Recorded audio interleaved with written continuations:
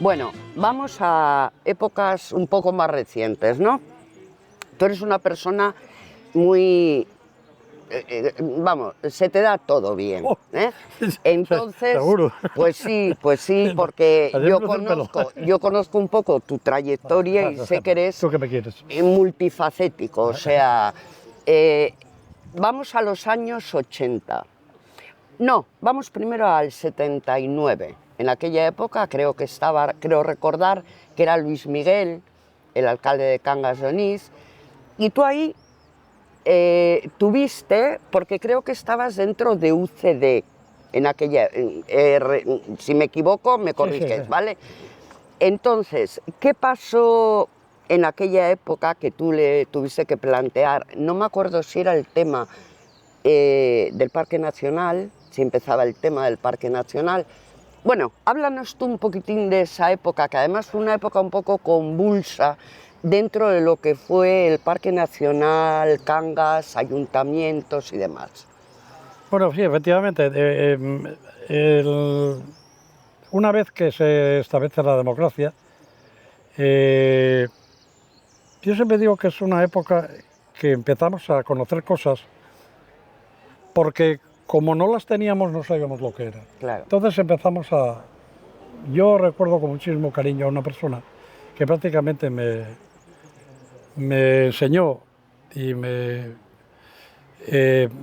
aclaró y me condujo hacia posiciones totalmente impensables en aquella época, que es a Fernando Álvarez González, que había sido compañero de mi padre en el registro de la propiedad, Fernandito del registro. Fernandito, sí. Con él y una serie de gente de Cangas empezamos a conocer la democracia. La democracia, los que no la conocíamos, los que, aunque yo siempre me acuerdo de hablar mi madre de la democracia orgánica, de leer tal, pero esos conceptos de democracia, lo que era participar, lo que era poder expresar lo que pensabas Libremente, claro, era algo que nosotros no lo echábamos de menos porque no lo conocías, claro.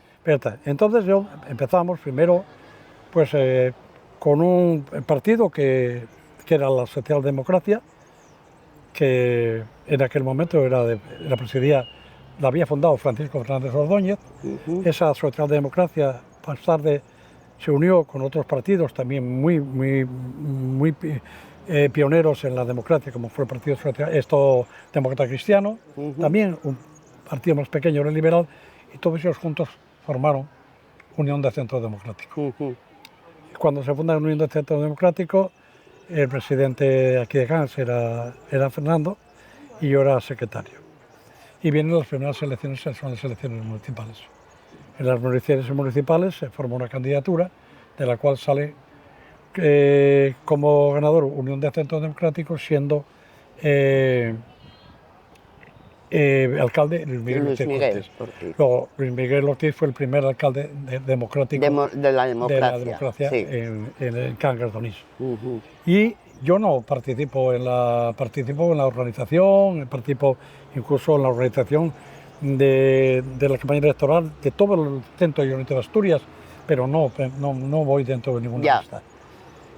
Uno de Centro Democrático tiene un poco corto recorrido y de ahí sale una extinción que es el Centro Democrático y Social. Y en el Centro Democrático y Social que lo preside Adolfo Suárez. Adolfo Suárez. Y ahí sí que me presento como candidato al CDS. Y esa candidatura tuve el privilegio de que fuera apoyada por el entonces expresidente Adolfo Suárez en un acto de presentación de candidatura que precisamente se presenta en tu casa. En el Hotel Ventura, efectivamente, lo recuerdo.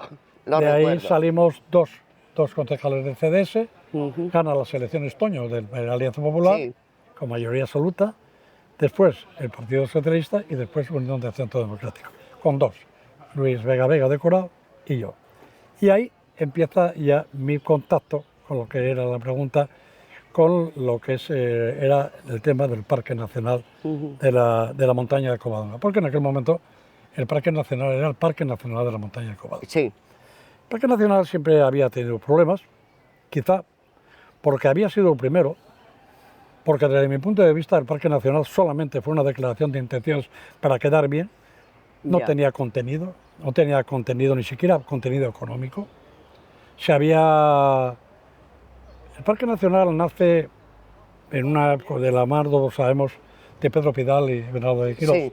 que era senador, amigo del rey, cazador, un hombre que conocía los picos y que en aquella época, estamos hablando de los años 20, él había conocido lo que es la declaración lo que conocemos como el primer parque nacional del mundo, que es el Parque Nacional de Yellowstone. Yellowstone, Y ahí sí. aparece la palabra National Park, que es una palabra, es un concepto de parque, que lo establece en un preámbulo de ese parque nacional, que es del presidente de los Estados Unidos, Ulysses Grant.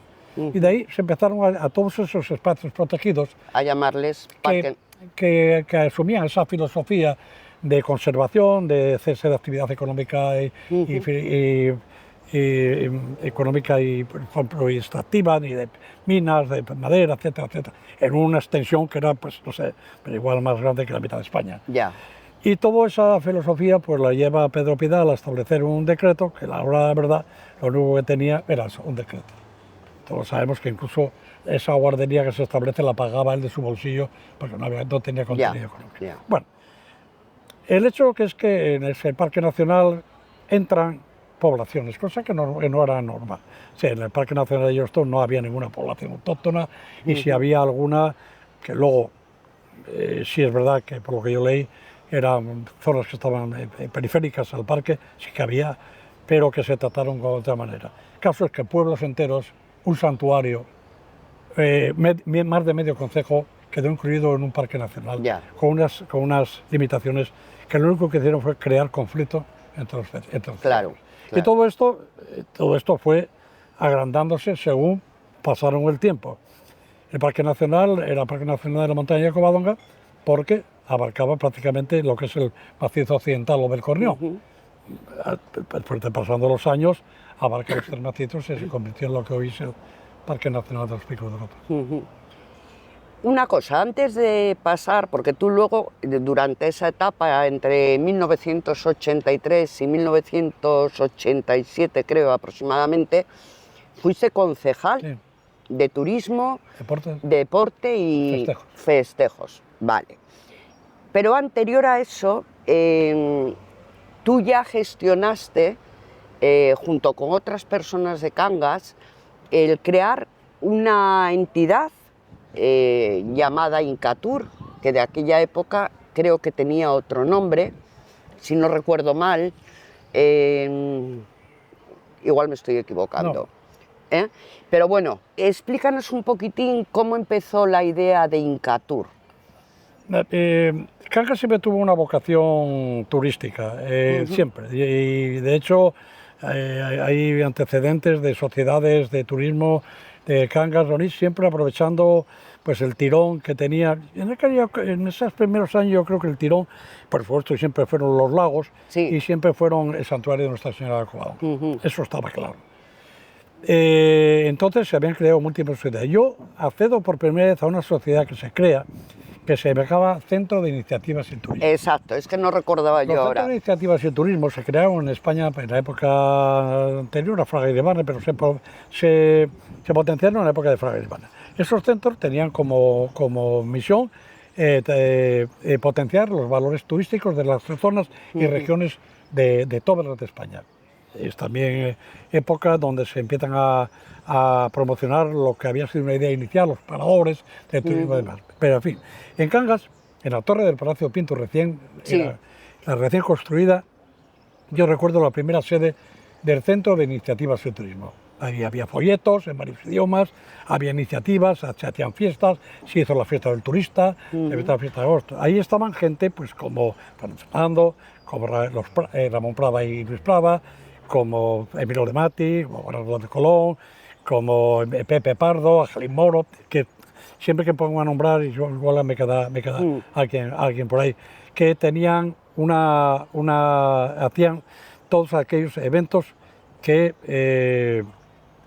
pretendían fomentar los valores turísticos de Cangas.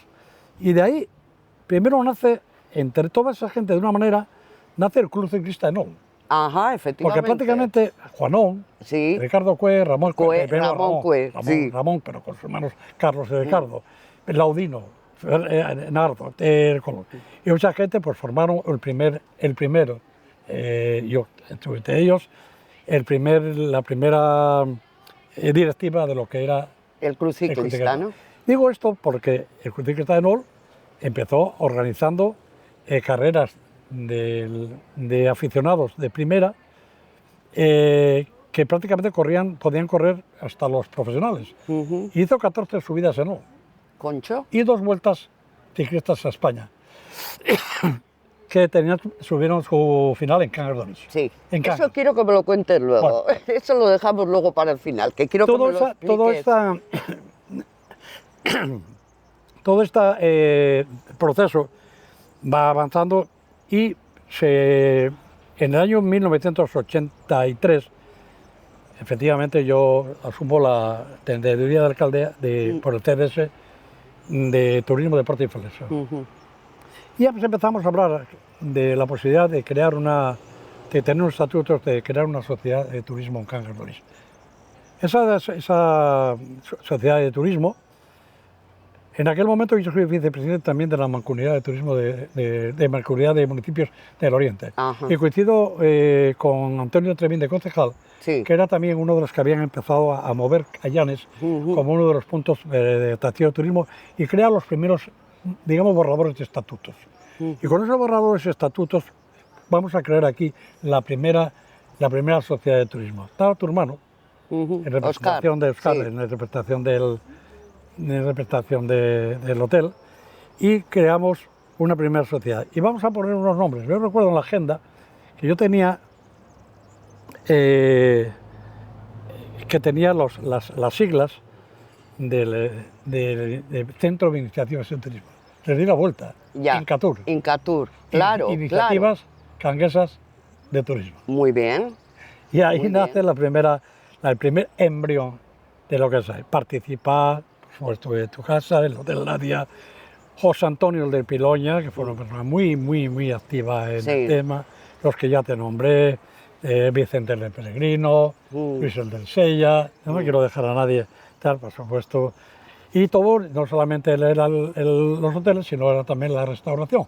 Y eso van a hacer posibles muchos de los proyectos que luego se fraguaron para que fuera el despegue de la promoción turística de Cangas d'Onís, que promocionaba los valores turísticos que tenía el paisaje y, por supuesto, los valores marianos del santuario de Covadonga, pero ya empezábamos. Lo que queríamos era colocar a Cangas d'Onís en el sitio que tenía que estar. Ahí te voy, a los picos de Europa. Tú te empeñaste en que Cangas se relacionara con picos de Europa, que por aquel entonces, bueno, sí, Covadonga, los lagos, Cangas, pero no había, como hay ahora, un nexo de unión. Es decir, la gente viene a Cangas y viene a los picos de Europa. Sí. Cuéntanos un poquitín. Bueno, a ver, yo no soy solamente, es algo que todos lo teníamos que hacerlo. Bueno, pero digamos que tú en aquel momento tenías, eras el concejal, entonces tenías cierta, bueno, digamos cierta mano a la hora de poder gestionarlo de una manera o de otra. Lo primero, había que visualizarlo y convencernos. Yo siempre me da, digo rabia, yo fui de muy joven, de 17, 18 años, con un amigo, se llama Luis, de la Venta, íbamos mucho a la zona de Potes.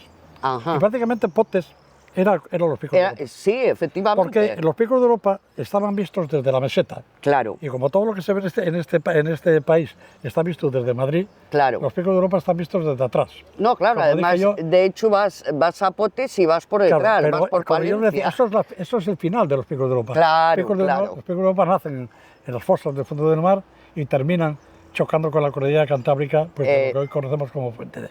Pero en las publicaciones, en las referencias, pocas referencias que podía haber en los medios de comunicación, tanto escritos como yo recuerdo, pues uno de los grandes que potenciaron los picos de Europa en la zona de Potes fue los Peñalara, uno de los grupos de montaña más importantes de España. Sí. Yo quería que Cangas d'Onís, que no se veía, porque claro, tú cuando vienes de La Vega, de los Caseros, ves los picos de Europa. Claro. Pero eso era el puerto. Exacto. Los lagos, el puerto. Pero una vez que ya pasas entras aquí en la rotonda ya no los ves.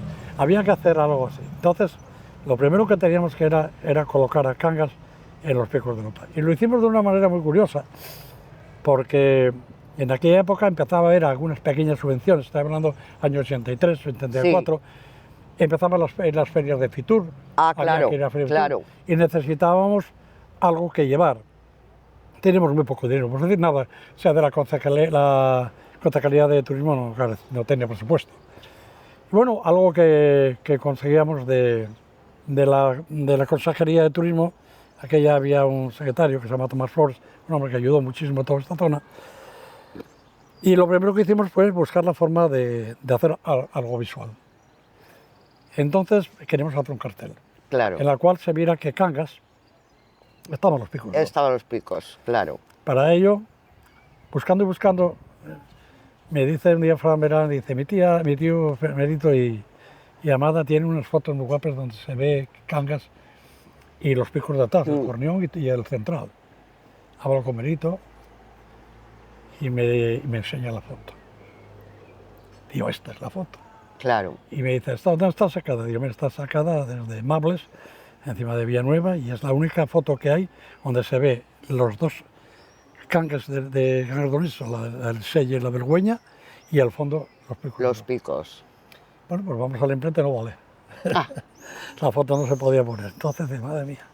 ¿Por la calidad? No, porque no se podía reproducir, porque tenía tal y que no se podía reproducir. Bueno, total que no se me ocurre un día, estando en Emilio Ardines, uno de los grandes impulsores, con la Pedrera también, del turismo en Cangas, que estaba Juanjo Arrojo, fotógrafo por todos conocidos y entrañable amigo. Sí, Juanjo. Y dije, Juanjo, te voy a hacer una proposición indecente. ¿Y qué es? Digo, pues mira, hay que sacar esta foto. No podemos decirle al autor porque no me mata. Claro. Pero ¿dónde está sacada? Está sacada de tal sitio. Acuérdate cuando vayas de el nogal que hay aquí, porque está el nogal y estás Cangas y en el bajo y arriba los picos. Claro. Y por primera vez hicimos los carteles de 80.000 folletos, que detrás quedaba un espacio blanco para que todos los hoteles de Cangas pusieran su cuño. Claro. Y ahí nace la primera publicidad en la cual metemos a Cangas en debajo del Cornión y del Central, en su parte norte. De llevarla de llevar esa imagen, pero mucho más nítida, mucho más cercana y mucho más impactante, se encargaría luego la Vuelta a España Claro. de llevar Ahí vamos a ir ahora. A los hogares de todos Claro. los españoles. Que lo de la Vuelta a España fue un bombazo, gracias a que creo que fue un 2 de mayo, ¿no? Del 83. Sí, 83. Cuando se televisó. Por primera vez. Pero bueno, cuéntanos un poquitín cómo se llegó porque, a ver, costaba mucho dinero. ¿Y de dónde sacasteis el dinero para poder traer la Vuelta a España aquí? Yo recuerdo que una tarde del mes de, creo que era septiembre, final de octubre, me llama Luis Miguel Ortiz, entonces alcalde, era el 82. Sí. Y me llama y dice, oye, ven al abuelo que está aquí, está en Ramón Cue, está presidente de la Federación de Crimio, quieren comentar un tema con nosotros.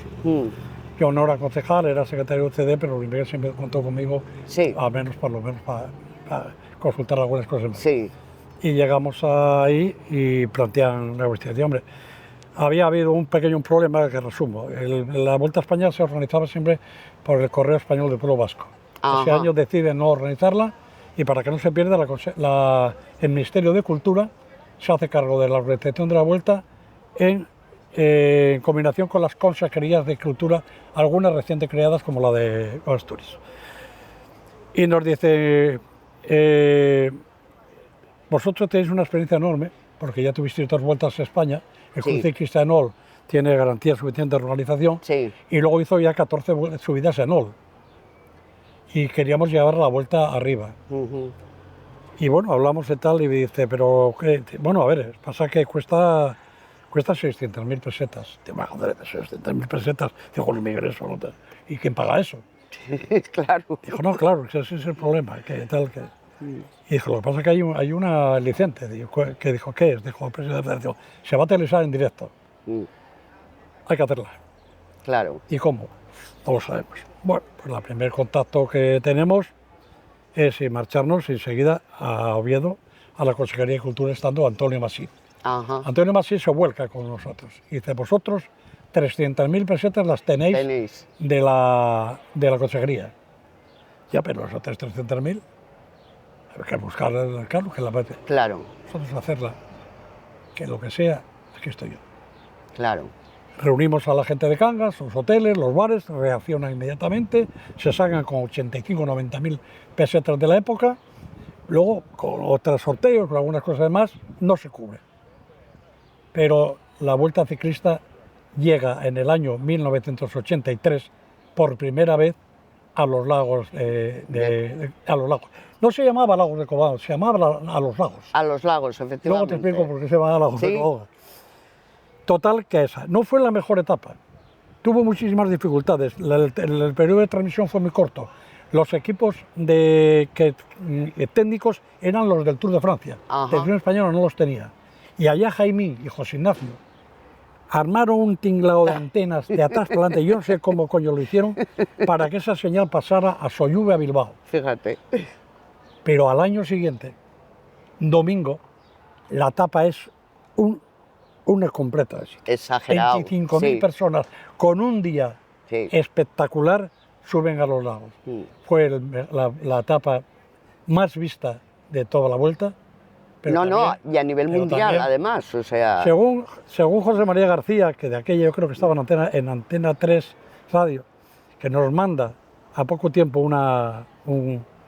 un telegrama diciendo que se calcula que esa etapa la habían visto en el mundo 30 millones. Sí, muchísima gente, sí. Pero ahí empezaron los problemas. Claro.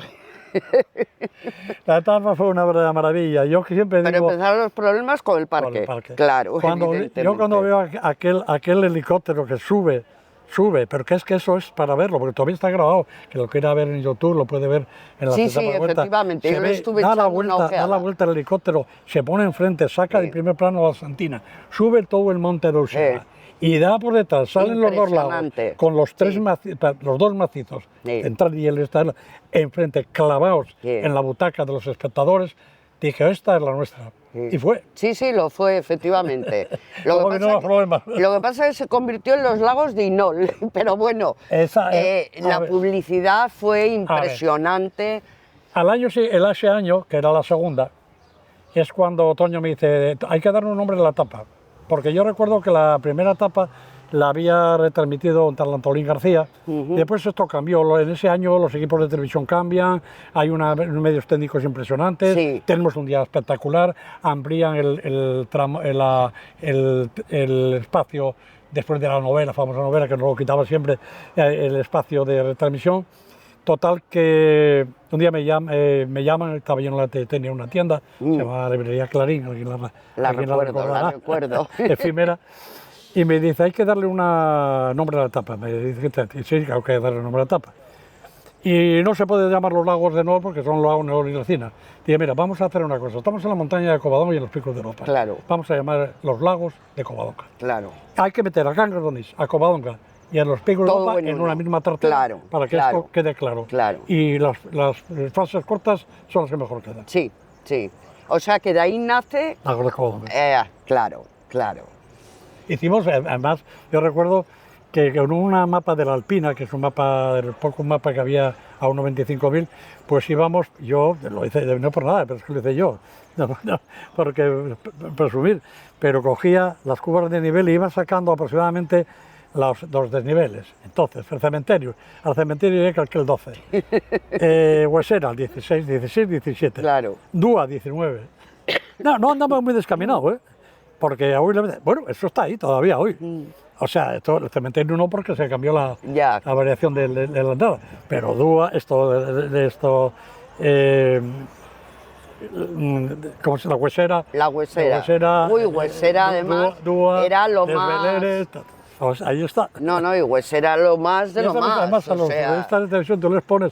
Me acuerdo que el que estaba... ¿Cómo se llamaba? Que tenía Tamargo. Tamargo, tenía un programa es verdad. en el panorama regional. Sí, es verdad. No le pareció mal, y además encima criticó que que se llamara Los Lagos de Covadonga. Y digo, eso nunca se llamó Los Lagos de Covadonga. Y un día lo cogí y digo, ¿por qué se dice eso? Que sí se llamó Los Lagos de Covadonga. Y te voy a remitir a una publicación que yo tengo. Fíjate, al año siguiente él era el que... El que hablaba de los lagos de Covadonga. Siguió en motor. Y él era el que... Y digamos que lo puso en el mapa. Claro, sí, sí. Y así fue, un poco. Y bueno, pues yo creo que hasta aquí ya llegamos. Bueno, no sé si quieres añadir tú algo.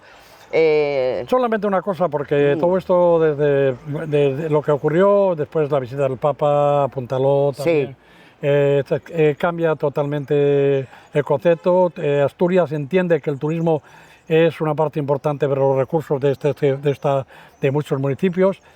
Lo que para ellos parecía un inconveniente, la incompatibilidad con el Parque Nacional, después pues prácticamente se contradice, puesto que lo que nosotros pretendimos en aquel momento, que era utilizar un recurso de imagen por un medio de comunicación incipiente, como era la televisión, que nos iba a promocionar y que de hecho lo hizo. Lo utilizan poco más tarde cuando ponen el Angliru, cuando ponen la Farfona, cuando se pone Fuentes de Invierno. Nada, el primero Lagos de Covadonga. Pero esto cualquier persona que haya seguido el Tour de Francia sabía que llevaba el Tour de Francia haciendo esto años. Claro. Tour de Francia o el Giro de Italia. O el Giro de Italia promocionaba la parte deportiva, que nadie la ponía en duda, que luego además coincide unos años muy buenos de que la Vuelta a España está a nivel de Tour y incluso superior al Giro. Pues todo esto era una aliciente que no había y el entusiasmo de la gente de Cangas, del comercio, de la hostelería y de todo el mundo en general, el apoyo cuando se nos trató de impedir, que se impidió, durante un año, pero que luego se recuperó, eso es una labor de todo el pueblo de Cangas. Ahí te quiero preguntar una cosina. ¿Tú crees que de aquel Cangas, aquella unión que había, a hoy cambió mucho? A ver, es como todo, en aquellos momentos la unión estaba también en las corporaciones tenemos un sentido vocacional, claro. Pero cambiaron las cosas, quizá hoy hay asociaciones, las asociaciones tienen unos intereses económicos, no es lo mismo, pero tampoco tiene por qué ser igual. Lo que sí es posible que algunas cosas pues hayan sido el motor de lo que fueron el motor de lo que soy, pero no por eso tiene que ser igual. Ahora, que sea igual que aquello, no. Seguramente no, pero yo no lo veo como tampoco una... Con nostalgia ni con... No, nostalgia dicen que para atrás y para comer. Ya.